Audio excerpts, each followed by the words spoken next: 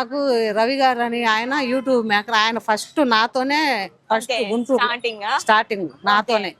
ఇప్పుడు ఆయన పెద్ద పెద్ద సినీ యాక్టర్లకు తీసుకుంటున్నారు వెళ్ళి. ఫస్ట్ నాకు ఇంటర్వ్యూ చేసింది ఆయనే గుంటూరులో.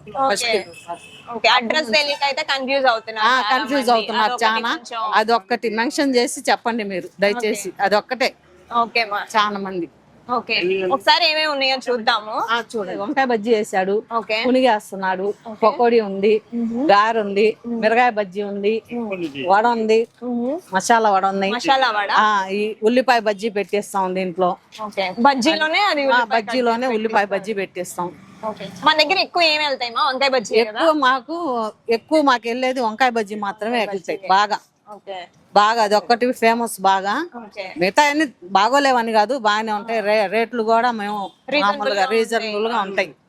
అది 20కి 3 ఇస్తాం మామూలు అయితే.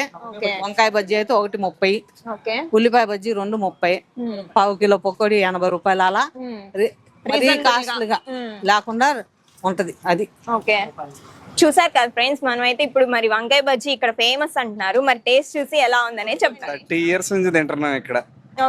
ఇక మీకు ఏం చెప్పాలి ఎలా ఉందో. 30 years నుంచి అక్కడి నుంచి ప్లేస్ చేశారు, చేంజ్ చేశారు. అయినా కానీ వీళ్ళ డిమాండ్ ఎక్కడ తగ్గదు. మాది ఇక్కడే గుంటూరు.